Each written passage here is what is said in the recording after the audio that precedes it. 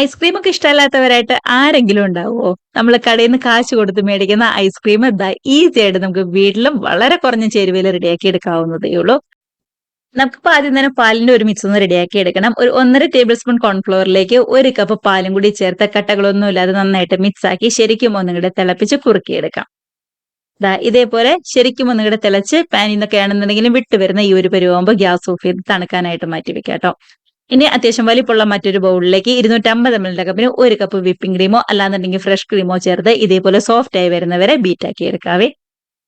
ദാ ഇതുപോലെ റെഡി ആയിട്ട് വന്ന നമ്മുടെ ക്രീമിലേക്ക് ഇപ്പൊ റെഡിയാക്കി വെച്ച പാലിന്റെ മിക്സും അതേപോലെ തന്നെ മധുരത്തിന് വേണ്ടിയിട്ട് ഒരു 1/4 കപ്പ് മിൽക്ക് മെയ്ഡും കൂടി ചേർത്ത് കൊടുക്കുന്നുണ്ട്. ഇനി ഇതിലേക്ക് ഒരു 1/2 ടീസ്പൂൺ വാനില എസൻസും കൂടി ചേർത്ത് എല്ലാം കൂടി നന്നായിട്ട് തന്നെ ഒന്നുകൂടി മിക്സ് ആക്കി എടുത്ത നമ്മുടെ വാനില ഐസ്ക്രീമിന്റെ മിക്സ് ഇവിടെ റെഡി ആയിട്ടുണ്ട്. ഇതിപ്പോ ഒരുപാട് നേരം ബീറ്റ് ഒന്നും ചെയ്യേണ്ട, നന്നായിട്ട് തന്നെ ഒന്നുകൂടി മിക്സ് ആയി വന്നാൽ മാത്രം മതിയാവും.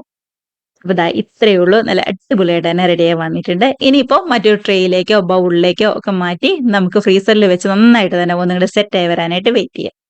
ഇതേപോലെ ഒന്നുകൂടെ ലെവലാക്കി കൊടുത്ത് നല്ലോണം കവർ ചെയ്ത് ഒരു 7-8 മണിക്കൂറെങ്കിലും ഏറ്റവും കുറഞ്ഞത് ശരിക്കും തണുത്ത് വരാനായിട്ട് വെയിറ്റ് ചെയ്യാവേ. അതിനുശേഷം ദാ ഇതുപോലെ ഒരു സ്പൂൺ ഉപയോഗിച്ച് ഒരു സൈഡിൽ നിന്ന് കഴിച്ചു തുടങ്ങിയാൽ മാത്രം മതി. അപ്പൊ എല്ലാവരും മിസ് ചെയ്യാതെ അടിപൊളിയായിട്ടിരുന്ന് കഴിക്കുക. കമന്റ്സ് ഒക്കെ മറക്കാതെ അറിയിക്കണേ.